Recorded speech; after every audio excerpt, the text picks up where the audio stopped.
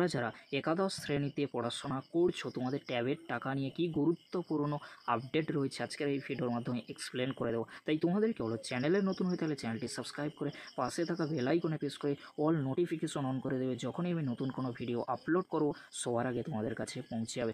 চলো বেশি দেরি করবো না, আজকের এই ভিডিওর মাধ্যমে ট্যাবের টাকা তোমরা কবে পেতে চলেছো, কি গুরুত্বপূর্ণ আপডেট উঠে আসছে। তোমরা যারা ভোকেশনাল বা মাদ্রাসা বা তোমরা যারা স্কুলে পড়াশোনা করছো তোমাদের কি কি ডকুমেন্টস তোমাদের কাছে চাওয়া হয়ে থাকে, কি কি ডকুমেন্টস তোমাদেরকে স্কুলে কিংবা মাদ্রাসা বোর্ডে কিংবা ভোকেশনাল বোর্ডে দিতে হবে, না হলে তোমরা টাকা পাবে না। তাই তোমাদেরকে হলো চিন্তা করার কোনো বিষয় নেই, ট্যাবের টাকা তোমরা সকলেই পাবে। প্রথমে তোমাদেরকে বলে রাখি, তোমরা যারা স্কুল এছাড়াও মাদ্রাসা বোর্ড বা ভোকেশনাল বোর্ডে ক্লাস একাদশ শ্রেণীতে পড়াশোনা করছো তোমরা কিন্তু সকলেই ট্যাবের টাকা পাবে। কেন বলছি, কোনো রকম পারিবারিক ইনকামের কিন্তু মাপকাঠি নেই, সকলেই কিন্তু যোগ্য। এই একাদশ শ্রেণীতে তোমরা যদি পড়াশোনা করো তাহলে কিন্তু তোমরা সকলেই যোগ্য। মাধ্যমিক পাস করে উচ্চ মাধ্যমিক স্তরে অর্থাৎ একাদশ শ্রেণীতে ভর্তি হয়ে পড়াশোনা কিন্তু চালিয়ে যেতে হবে। স্কুল মাদ্রাসা বোর্ড এছাড়াও ভোকেশনাল বোর্ডের আন্ডারে তোমরা যারা একাদশ শ্রেণীতে পড়াশোনা করছো তোমরা কিন্তু ট্যাব কেনার জন্য 10,000 টাকা সকলেই পাবে, কিন্তু তোমাদেরকে পড়াশোনা চালিয়ে যেতে হবে। কি কি ডকুমেন্টস তোমাদের কাছে চাওয়া হতে পারে স্কুল মাদ্রাসা বোর্ড কিংবা ভোকেশনাল বোর্ডের তরফ থেকে, কিংবা তোমাদেরকে বলে রাখি কি কি ডকুমেন্টস লাগে এই ট্যাব কেনার 10,000 টাকা পাওয়ার জন্য। তোমাদেরকে প্রথমেই বলে রাখি, আধার কার্ড ভুল থাকলে সংশোধন কিন্তু তোমাদেরকে করে নিতে হবে। আধার কার্ড অত্যন্ত গুরুত্বপূর্ণ।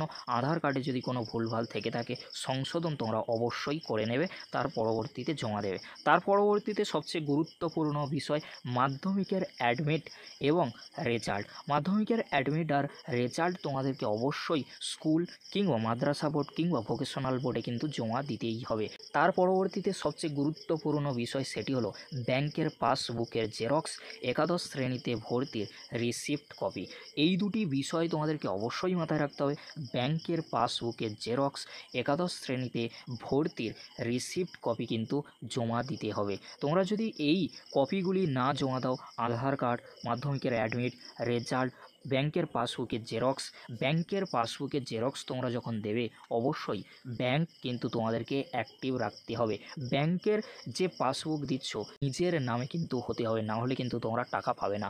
আধার কার্ড যেহেতু তোমাদের নামে সেই জন্য ব্যাংকের পাসবুকের জেরক্স কিন্তু তোমাদের নামে থাকতে হবে, অর্থাৎ তোমাদেরকে ব্যাংকের অ্যাকাউন্ট নিজেদের নামে খুলতে হবে, তার পাসবুকের কিন্তু জেরক্স দিতে হবে। সেটি মেজর থাকলে মেজর, মাইনর হলে মাইনর।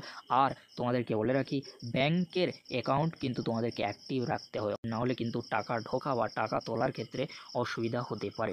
এই যে ট্যাবের টাকা, ট্যাব কেনার জন্য 10,000 টাকা, এই 10,000 টাকা তোমরা কখন পাবে, কিভাবে পাবে? তোমাদেরকে বললাম কিভাবে তোমরা পাবে। স্কুল মাদ্রাসা বোর্ড বা ভোকেশনাল বোর্ডে কিন্তু জমা দিয়ে দেবে। এই যে ডকুমেন্টগুলি আমি বললাম এই সমস্ত ডকুমেন্টগুলি কিন্তু তোমাদের স্কুলে বা মাদ্রাসা বোর্ড বা ভোকেশনাল বোর্ডে কিন্তু জমা দিয়ে দিতে হবে।